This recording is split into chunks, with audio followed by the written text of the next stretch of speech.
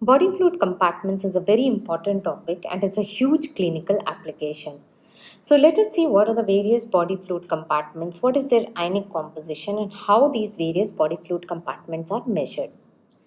Our body weight is basically 45 to 70% of fluid and there is variation in the amount of the body fluid which depends on the percentage of adipose tissue and also with age.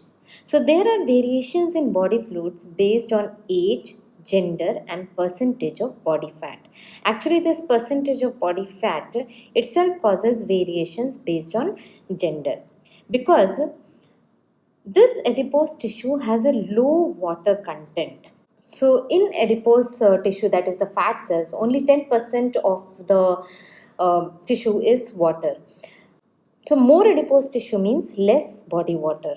Hence, body water is more in lean compared to obese people, and it is more in males compared to females because obese people and females have a higher adipose tissue, so their body water content is lower. Then body fluid percentage decreases with age. So basically it is much more in infants. Then what are the various body fluid compartments? So where is this body fluid present? Well, we have told that total body water is approximately 45 to 70%. So for understanding, let us take one fixed value, say 60% of our body weight is total body water. So here BW is body weight. Now out of the 60% of total body water, 60% of body weight, 40% is present in ICF. Okay, that is intracellular fluid. Actually you see there are lot of cells and all of these cells are filled with water. So if we take the percentage body water in all of these combined together, that constitutes the intracellular fluid. Then 20% of this is present in extracellular fluid. Okay, so that is outside the cell. So most of the body water is present inside the cells and it forms 2/3 of total body water, right? Then extracellular fluid 20%, it forms 1/3 of the total body water. So this is 2/3 of total body water and this is 1/3. Then in this extracellular fluid, again there are subcompartments where 15% of this 20%, this is the 20%, 15% is present in interstitial fluid and 5% is present in plasma. So only 5% of the total body weight, the water is present in the plasma, right, in the blood vessels. The rest is present in the intracellular fluid, in the interstitial fluid.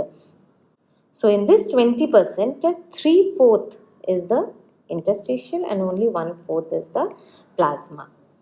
By the way, excess fluid in interstitial space is known as edema. So whenever there is accumulation of excess fluid in this interstitial space, that is edema. Now, apart from these major fluid compartments, there are other ECF compartments also, and these are known as transcellular fluids. Actually, these are pocketed fluids which are bound by some membrane, and these are known as transcellular fluids. They are not within the cells as such. Okay, so that's why they are coming in extracellular fluid. And what are these? Your fluid present in the CSF, synovial fluid, that is in the joints, GI secretions, fluid in urinary tract, in the various membranes which are present surrounding the organs, so pleural space, pericardial, peritoneal space, in the eye, that is aqueous humor. So these are all transcellular fluids and they constitute only 1 to 2% of extracellular fluid. Fine. Now, we also talk about total blood volume when we are talking about fluid. Now, we have discussed plasma. We have already included the plasma compartment in our total body water when we were talking about the total body water. But still there is another name, total blood volume, which we talk about, which consists of plasma plus the cellular elements of the blood. And it constitutes about 77 to 8% of the body weight. So plasma was only 5% of body weight. So when we add the weight of the cells as well, it will come to 7 to 8% of the body weight. So total blood volume is 60% is plasma and 40% is RBCs. And this, there is another term that is known as hematocrit. Okay. And why are we talking about total blood volume separately? Because we talk about the functions of the blood as such, and this total blood volume is present in separate compartment, which is the circulatory compartment. Now, let's just try to calculate the body fluid compartments in a 70 kg man. So there is an exercise which you have to solve. So how much will be total body water in 70 kg man? You have to calculate the percentage. So 60% you have to calculate of the body weight. So it will be 70 kg man. So it will be 42 liters. So 60% of 70 is how much? 42 kg, and when we are expressing it in volume, it will be 42 liters. Out of this 42 liters, 2/3 goes in ICF and 1/3 goes in ECF. So how much will be ECF? It will be 1/3 of 42 liters. So let us calculate. It will be 14 liters, and rest will come to ICF compartment. So 42 minus 14, or we can calculate directly by 2/3 of 42 liters, right? That will give us ICF. Then coming to plasma and interstitial fluid, again 3/4 or 15% is in interstitial fluid. So 3/4 of 14 liter will give you interstitial fluid, and 5% or 1/4, right, of this 20%. So 1/4 of this 14 liter will give you the plasma. So that is how you calculate the amount of fluid which are present in various body fluid compartments. Coming to what is the composition. So there are major ions in extracellular and intracellular fluid which are different.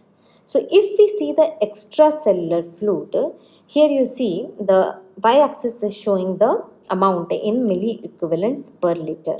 So in extracellular fluid, sodium is the major cation. Okay.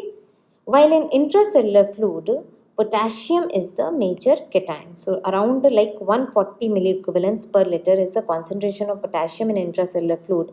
However, it is so less, only around 4 milliequivalents per liter in the extracellular fluid. Similarly, coming to sodium, sodium in the extracellular fluid is so high. So it is around 140. Okay. And in intracellular fluid, it is very less, only about 14 milliequivalents per liter. So these are the major cations which are present in extracellular and intracellular fluid. Then you see in intracellular fluid, magnesium is also present in high concentration. Coming to anions, anions in extracellular fluid majorly are chloride and bicarbonate, right? And intracellular fluid, it is mainly phosphate and protein. So intracellular fluid, major cations, potassium and magnesium, major anions, phosphate and protein. In extracellular fluid, major cation is sodium and major anions are chloride and bicarbonate. Now here only I want to discuss the concept of osmolarity. What is osmolarity? See, whichever fluid has solutes in it has some osmolarity, and osmolarity is number of osmoles per liter of solution. And osmoles is given by the number of osmotically active particles. So suppose there is 1 mole of NaCl. Okay, we are talking about 1 mole of NaCl, which is basically 1 gram molecular weight of NaCl. Now this NaCl in solution will actually dissociate into two particles, so one of sodium and one of chloride. So this 1 mole of NaCl actually constitutes 2 osmoles. Okay, so we should be very clear what is mole and what is osmole. So these osmoles are the osmotically active particles. So number of osmoles which are present in per liter of solution, that constitutes the osmolarity of solution. Normal osmolarity of body fluids is 290 milliosmoles per liter. So from approximately 280 to 300 milliosmoles per liter is the osmolarity of the body fluids. And note here that when we discussed the example, we spoke about osmoles. Here we are talking about milliosmoles. So it is so less. Understanding? And this osmolarity is same everywhere, that is intracellular fluid, interstitial fluid, extracellular fluids, everywhere the osmolarity is same, because if there is difference in osmolarity, then there will be fluid movement. So for example, here in this diagram, if you see, there are red cells, right? And red cells are kept in an isotonic solution. Isotonic means that the osmolarity of the fluid is same as that of the red cells. As in body, as I told you, that everywhere the osmolarity is same. But if these red cells are kept in a solution which is hypertonic, that is, it is having more number of osmoles, then what will happen? There will be fluid movement, and the fluid will move from the red cells outside, and the cells are going to shrink. Understanding, because this is important to understand, because in clinics, when we are giving certain solutions, it will change the osmolarity of the body fluids. So whenever we are administrating any solution, always we are administrating it via the vessels, right, via the veins. So the first change which is occurring, it is in the extracellular fluid. So there might be condition in which the extracellular fluid becomes hypertonic, so there will be fluid movement. So in this case, fluid will move from the cells to outside, and you see the cells are shrinking. Similarly, if the cells are put in a hypotonic solution, that is, the solution is having less number of osmoles per liter of solution, then the fluid is going from the solution into the cells, and the cells are going to increase in size. So they are going to swell. So this concept is very important for assessing any fluid and electrolyte abnormalities, and that can occur when we are administrating any fluid from outside, or there is some fluid loss from the body. So with this, let us move on to another concept, that is measurement of body fluid compartments. How do we measure body fluid compartments? So the principle is simple, that is the dilution principle, which is based on conservation of mass. So what we do is we take some indicator, and this indicator has a mass A. So it will be known mass because we are only adding this mass in a solution, okay? Mass A.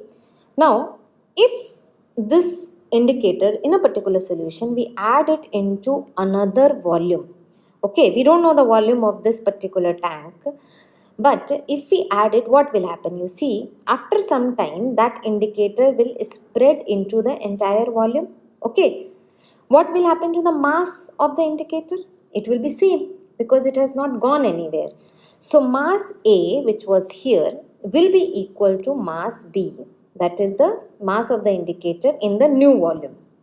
But what about the concentration? See, in this, the liquid is quite less. So the concentration of the indicator is quite high. But in this, because the liquid volume has changed, concentration has changed. So in this case, the liquid volume has increased. So the concentration of the substance is less. Basically, by the conservation of mass principle, we see mass A is equal to mass B. Mass A is equal to mass B. But because the dilution has occurred, the concentration has changed. So we can say is that V1 into C1, that is the volume 1 into C1, mass by the way is equal to volume into concentration. So V1 into C1 is equal to new volume, which we don't know, right? This we already know, mass A we know. So we can directly write the mass. Then V2 we don't know. And C2 we can determine. How we can determine? Just take out a sample from this after equilibrium when it has spread evenly and give it into the lab. In the lab will determine the concentration. So by putting the value of this new concentration, we can determine this new volume. So this is the dilution principle, and we apply the conservation of mass principle to this dilution principle to measure the various body fluid compartments. So this is what I discussed, that the rest all three values we know, only V2 we don't know, so that can be determined. Now, we have seen various body fluid compartments. Now, point is what indicator to use to determine the various body fluid compartments. So, there are certain characteristics of the substances which need to be used. First of all, the substance needs to be non-toxic because you are injecting it into the body. Second, it can be easily measured. Yes, we want it to be measured. Otherwise, how we will determine the concentration? it should be excreted and metabolized very slowly, because we don't want that as soon as you inject into it, all the concentration has actually been excreted out and the mass will become zero. But you will say, yes, some excretion metabolism will take place. Yes, that will take place. Then in that case, in the urine, we, or whatever way it is excreted, we determine how much mass of the substance has been excreted out. So what we saw there, that mass A is equal to mass B.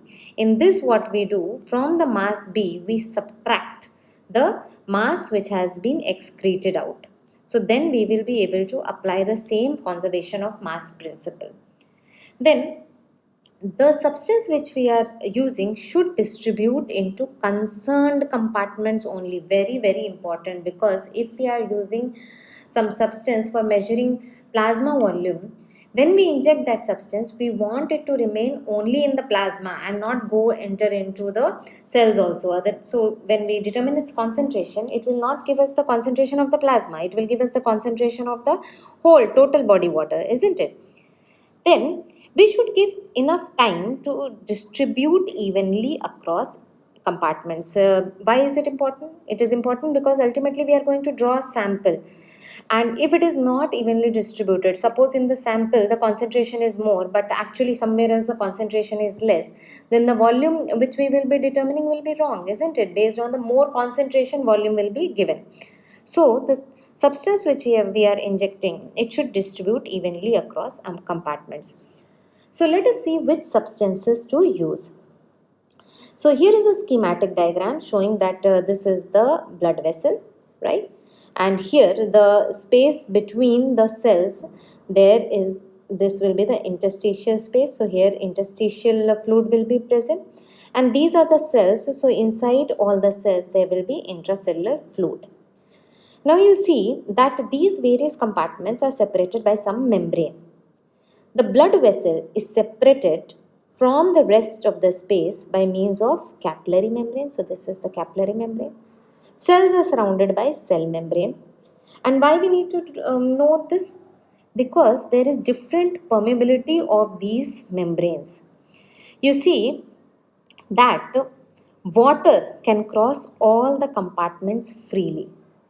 So if we inject something like water, what will happen? It can cross all the compartments and be present everywhere in all the body water compartments. So that means later on, if we determine its concentration, that will give us the volume of which compartment? Of the total body water. So yes, that is the case. The substance used to measure the total body water compartment is radioactive water. So we tag the water with the radioactive substance. So there is radioactive water, tritium is there, heavy water, deuterium is there. Or we can use a substance known as antipyrine because it is lipid soluble, and lipid soluble means it can cross all the membranes and reach everywhere. So these are the various substances which are used to measure total body water. Next, coming to measurement of extracellular fluid, that means we want a substance which remains only in these compartments and should not enter the cells. That means such substance should not cross the cell membrane, isn't it? But it should be able to cross the capillary wall. What are these substances? These substances are the ions, because there are transporters present on the cell membrane for these ions. So they cannot freely cross the membrane. These are not lipid soluble, they are water soluble.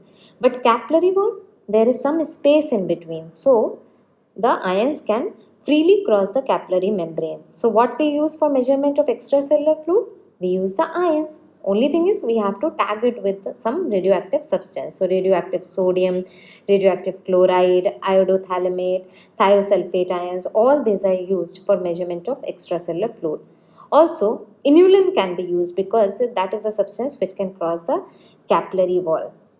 But what we see that when we use different ions, then these ions are not very uniformly distributed, and we get different values of extracellular fluid depending on which substance we are using. So instead of saying that we have determined this particular compartment, we use a term known as sodium space. That means we have used sodium to determine the extracellular fluid, right? And since we may not have got the exact value of extracellular fluid, we are using the term sodium is space. Similarly, we use the term inulin is space when we use inulin. Coming to next, that means we want to measure plasma. So for this, we have to use a substance which neither crosses capillary wall nor crosses the cell membrane. It should remain in the plasma. And remember, everything we are injecting into the plasma only. So from plasma, it is going everywhere. Okay. So such substance which remains in the plasma is basically proteins. Proteins cannot cross the capillary wall. Okay. Capillary walls are not permeable. Only to ions and water the capillary wall is permeable. So what do we use? We use radioactive iodine tagged albumin, or we can use a protein dye also. So that is Evans blue dye. So these are used for the measurement of plasma. So we determine the total body water. We also determined the extracellular fluid compartment, and we determine the plasma. Now, the intracellular fluid and interstitial fluid, both starting from I, are determined indirectly. Why? Because if we are injecting something in plasma, it cannot be that it leaves the plasma, it leaves interstitial fluid and enters fully in intracellular fluid. If it is able to cross the capillary wall and cell membrane, it will be either present everywhere, okay, or it may remain in plasma or in the extracellular fluid. It cannot be that it leaves everything and enters into the intracellular fluid only. Similarly, it cannot remain only in the interstitial fluid. So these body fluid compartments are determined indirectly. How to determine? We have determined total body water. So this is the total body water, right? And we have determined the extracellular fluid. This is the extracellular fluid. If we subtract extracellular fluid from total body water, we will get the value of intracellular fluid. Similarly, to determine the interstitial fluid, what we do? We just subtract the value of plasma from that of the extracellular fluid. That will give us the interstitial fluid. So remember, intracellular fluid and interstitial fluid compartments are determined indirectly from the values obtained for the total body water, extracellular fluid and the plasma. Coming to blood volume measurement. How is blood volume measurement done? Well, if we know the plasma concentration, plasma value, then we can determine the blood volume, because we know that the blood volume is 60% of plasma and 40% of RBC. So we have to use this formula. Blood volume is equal to plasma volume divided by 1 minus hematocrit, and we will get the blood volume by this method. Or there is another method. We can directly use our indicator dilution principle by using a substance which remains in the full blood. We are talking about full blood. So inject radioactive chromium labeled RBC. So we are using cell here. And then later on determining its concentration. So inject radioactive chromium labeled RBCs and use indicator dilution principle to determine the blood volume. So in summary, what we saw the various body fluid compartments, what is their composition. We also saw the concept of osmolarity, osmoles, and what will happen if a cell is placed in different types of solutions. And then we saw how measurement of different body fluid compartments is done and what are the substances used for that.